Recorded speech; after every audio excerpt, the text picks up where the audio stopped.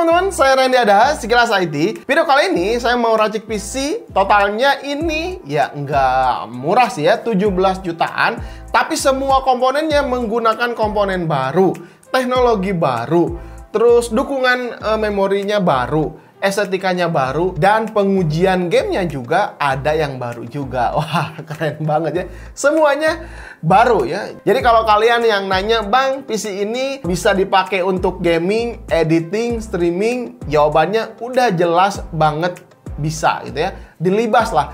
Bahkan nanti pengujiannya saya akan tes di resolusi 1440p. Jadi tentunya detailnya jauh lebih bagus ya dibandingkan game dengan resolusi 1080p gitu ya. Mantap banget ya. Oke, kita langsung saja kenalan dengan komponen apa saja yang diracik di sini ya.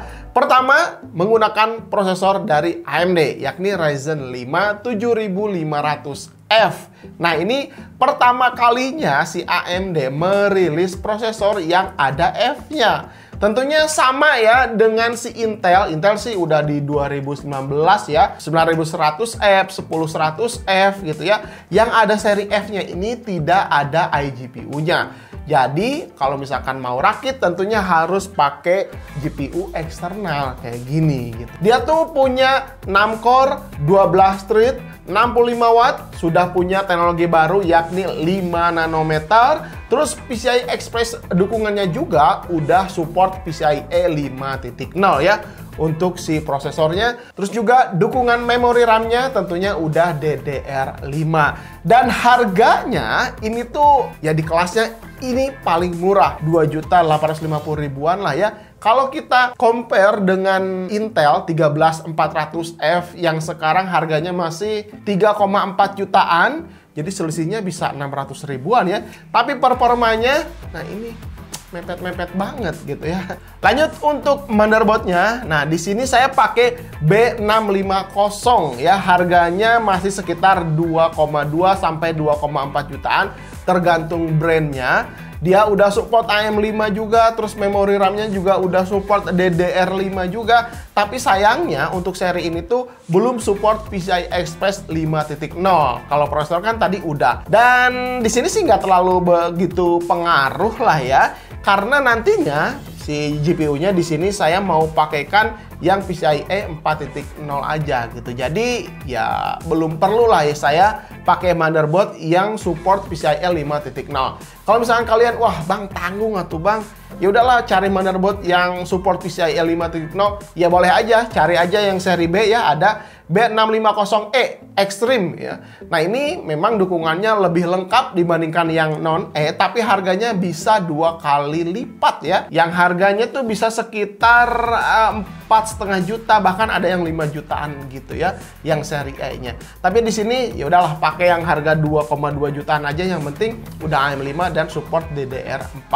Terus si storage-nya juga udah dukungan PCI Express 4 karena di sini saya pakaikan XPG S70 Blade yang 1 TB ya. Ini tentunya Gen 4 ya. Speednya juga sampai 7000 MB/s, jadi udah kenceng. Harganya sekarang masih 955 ribuan ya ketika saya syuting ya video ini. Tapi rumornya katanya ini NVMe bakalan naik ya di bulan atau di akhir tahun ya. Nggak tahu naiknya tinggi atau cuman sedikit aja. Ya mudah-mudahan masih nggak terlalu banyak ya kenaikannya. Dan harganya tetap masih terjangkau menurut saya sih si XPG S70 Blade ini. Harganya di bawah sejutaan, performanya udah paling kenceng, dan garansinya juga panjang.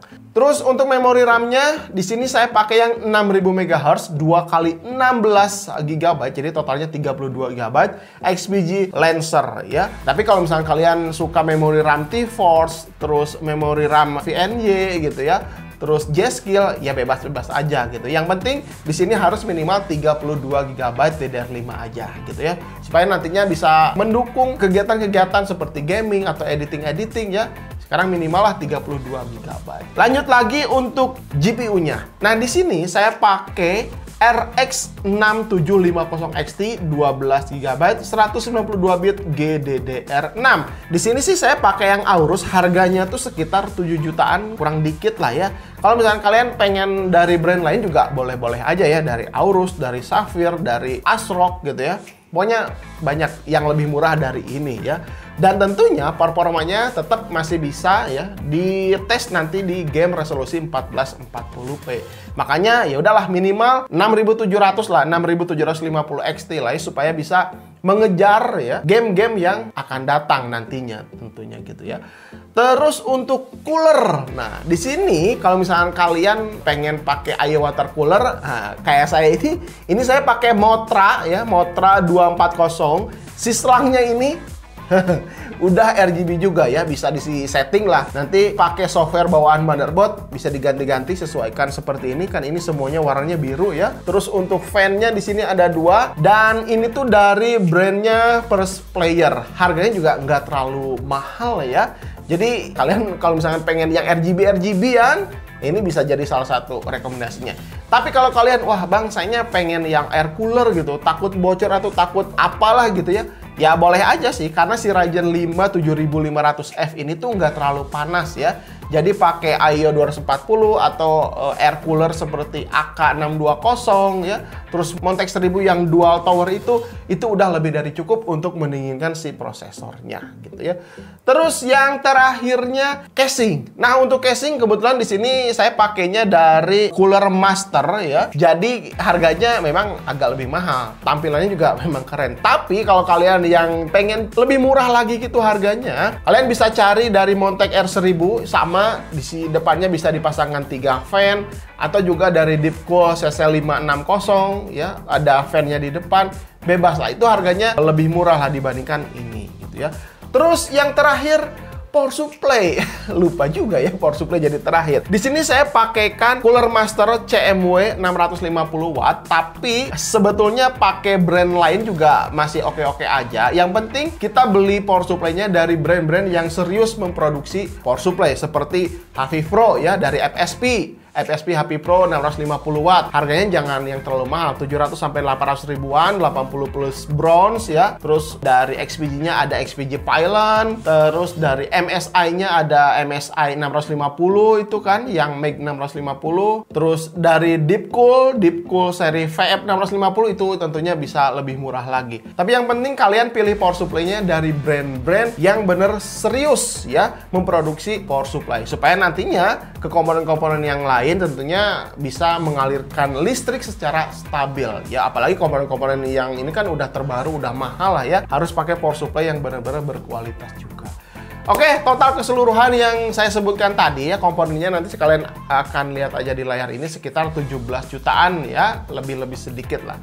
Dan sekarang kita akan tes ya pengujian gamenya. Let's go. Oke, teman-teman, sekarang kita akan tes di sini pengujian baru karena AMD baru merilis ya fitur terbarunya, yakni FSR 3.0. Ini ya kelanjutannya dari FSR 2.0, tentunya jauh lebih optimal dan lebih modern. Terus ada juga fitur yang baru juga yang ada di FSR 3.0, yakni mode native anti-aliasing. Jadi dimana ketika diaktifkan si native anti-aliasing ini ya, maka detail-detail gamenya ini semakin kerasa lebih realistik ya dibandingkan ketika native aslinya ya. Nah, misalkan di sini kan saya settingnya di 1440p ya. Kalian bisa lihat di sini ya perbedaannya ya. Rumput-rumputnya gitu kan kelihatan lebih detail, lebih nyata lah ya. Kena angin tuh goyangannya tuh halus ya. Terus aliran sungainya juga, percikan-percikan airnya kelihatan lebih apa ya, lebih smooth lah gitu ya. Nah, ini settingannya tuh kan ultra high ya. Terus si FSR 3.0-nya tuh off. Nah, makanya di sini belum bisa mengaktifkan fitur yang namanya frame generation. Kalau misalkan kita aktifkan, nah di sini ada fitur native anti-aliasing, barulah di sini bisa di on off kan untuk frame generation. Jadi si frame generation ini tuh fitur yang bisa meningkatkan FPS pada game ya. Oke, kita akan coba dulu. Di sini ada native anti-aliasingnya, saya aktifkan ya. Nah, maka si detailnya itu jauh lebih, tuh kan, lihat pergerakan si rumputnya tuh kelihatan lebih halus banget ya dibandingkan ketika native yang tadi ya. Itu kan yang tadi di awal tuh masih aslinya 1440p aslinya, ketika diaktifkan mode native anti-aliasing, nah lihat airnya kelihatan lebih detail pergerakannya lebih halus ya. Terus anginnya juga, ini angin ketika niup rumput-rumput di sini kelihatan lebih smooth ya. Terus FPS-nya ya nggak beda jauh ya, kayak tadi sekitar 50 FPS. Nah, ketika kita aktifkan si frame generation-nya, nah kita aktifkan on ya. Nah, maka FPS-nya di sini tuh akan langsung meningkat jauh. Hampir 2 kali lipat kayaknya ya. Tadi 50-an, sekarang 100 FPS. Dengan, nah, lihat rumputnya ini masih tetap terlihat lebih real ya. Mungkin kalau misalkan detail-detail dekat seperti ini hampir sama aja kayak tadi ya ketika resolusinya 1440p natif ya. Cuman di sini yang membedakan tuh FPS-nya lebih meningkat. Nah, disinilah perbedaannya. Ketika ada pergerakan cepat, maka detail-detail yang tadinya bisa dirender dengan cepat tetap mendapatkan detail gambarnya tuh tajam banget. Ketika diaktifkan si frame generation, ada sedikit blur di pergerakan-pergerakan cepat. Nanti kalian bisa lihat deh ya. Saya udah simpan videonya nanti di layar, bisa bandingan aja sedikit ya. Nah, jadi kalau misalnya ada tingkat kecepatan pergerakan si karakternya, maka detail-detail yang jauh dan samar, nah itu baru kelihatan detailnya. Tapi kalau misalkan sekilas nih, ya nggak terlalu kebeda jelas banget ya. Masih tetap mendapatkan detail yang cukup bagus. Terus apalagi kalau misalnya kalian pengen meningkatkan lagi FPS di sini bisa juga ya. Nah, si native anti-aliasingnya kalian kasih aja ke quality atau ultra performance. Misalkan ke quality aja saya coba ya. Nah, di sini FPS-nya bisa naik lagi jadi 120 FPS-an ya. Tadi kan sekitar 100-an, di sini naik jadi 120-an dan kelihatan banget kalau misalkan detail-detailnya sedikit berkurang. Nah, ini mungkin fitur terbaru yang ada di AMD FSR 3.0. Tentunya ada kekurangan dan kelebihan.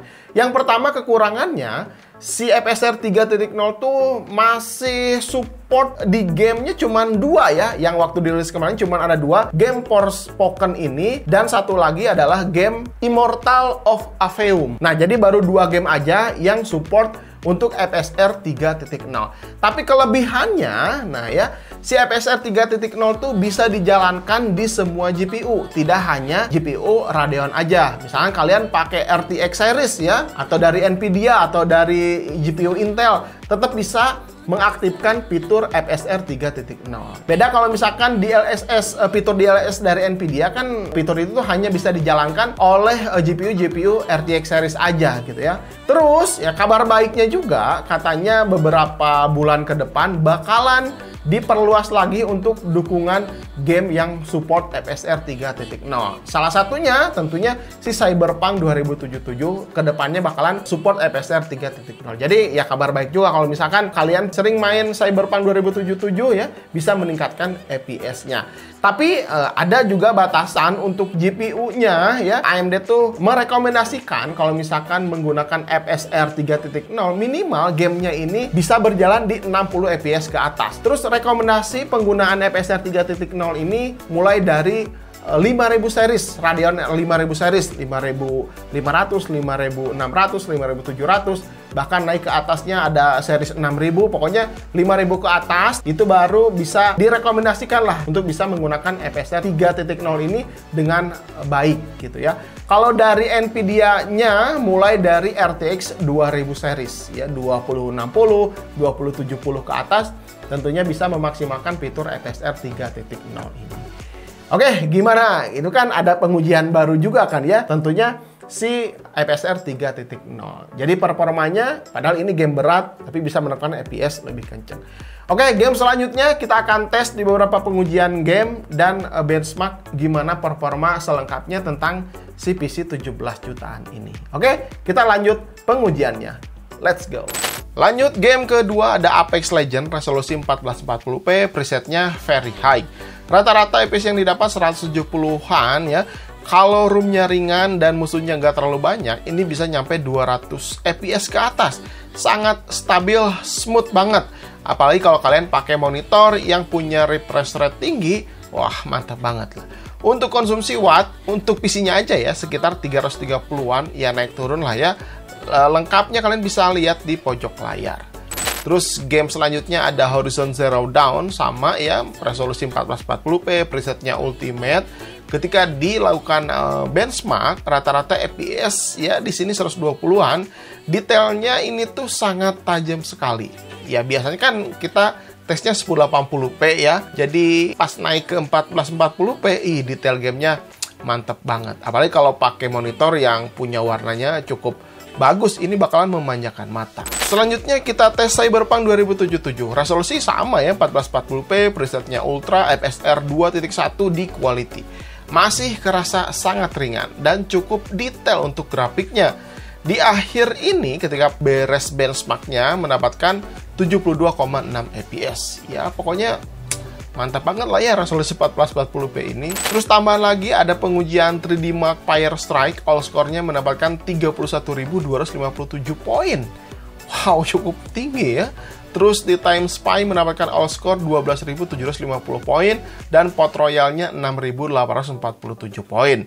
Lanjut di pengujian Blender Project BMW 27, kalian bisa lihat ya untuk si Ryzen 5 7500F ini menyelesaikan waktu, kalian bisa lihat di layar, dan untuk si RX 6750 XT-nya menyelesaikan waktu dengan,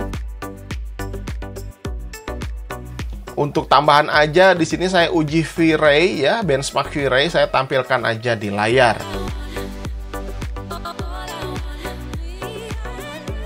Terakhir untuk pengujian editing menggunakan Premiere Pro 2019 ya, resolusi 1080p. Ini video yang dieditnya lancar banget, nggak ada tersenat-senat lah ya, masih kenceng. Ini video-video YouTube sekelas IT, efeknya nggak terlalu banyak, layarnya juga nggak terlalu banyak, transisi ya lumayan lah ya. Terus durasi videonya 22 menit, size filenya 1,6 GB, memerlukan waktu render sekitar, kalian bisa lihat di layar. Oke, gimana menurut kalian setelah tadi melihat ya performa PC 17 jutaan, sekarang udah bisa libas game di 1440p, bahkan speednya kenceng, dan terutama ada fitur FSR 3.0 ini yang bisa membantu meningkatkan FPS jauh lebih tinggi lagi. Harusnya sih ini kan 50-60 fps ya, tapi ini bisa naik jadi 120 fps. Padahal ya budgetnya ya tetap aja segitu ya, 17 jutaan ya. Biasanya kan kalau misalnya kita pengen naikin fps, tentunya GPU-nya kita harus upgrade atau prosesornya kita upgrade. Tapi ini secara gratis ya, meningkatkan fps tentunya menggunakan fitur FSR 3.0 yang baru dirilis oleh si AMD gitu ya. Oke, gimana menurut kalian? Apakah racikan seperti ini ya cukup pas ya dirakit di tahun 2023, dan tentunya ini tuh 5 tahun ke depan kayaknya nggak usah di-upgrade ya. Dan komponen juga masih tetap ada garansinya ya. Kayak power supply ya, itu jantung utamanya sih, makanya di sini saya sarankan pakai power supply ya 650 wattnya 80 plus bronze atau gold ya, dari brand-brand yang memproduksi power supply dengan serius. Oke, gitu aja teman-teman. Mudah-mudahan video ini bisa bermanfaat untuk kalian. Jangan lupa like dan share video-video dari Sekilas IT. Kalau misalkan kalian punya rakitan PC atau mau nanya sesuatu tentang PC ini atau yang lain, komentar aja di bawah. Siapa tahu teman-teman yang tahu jawabannya, ya mohon bantu jawab aja ya, supaya teman-teman yang lain yang bertanya bisa mendapat jawabannya dari teman-teman di luar sana juga gitu. Ya pokoknya saling membantu lah intinya gitu ya. Sampai ketemu di video berikutnya. Saya Randy Ada, Sekilas IT. Assalamualaikum warahmatullahi wabarakatuh. Salam teknologi.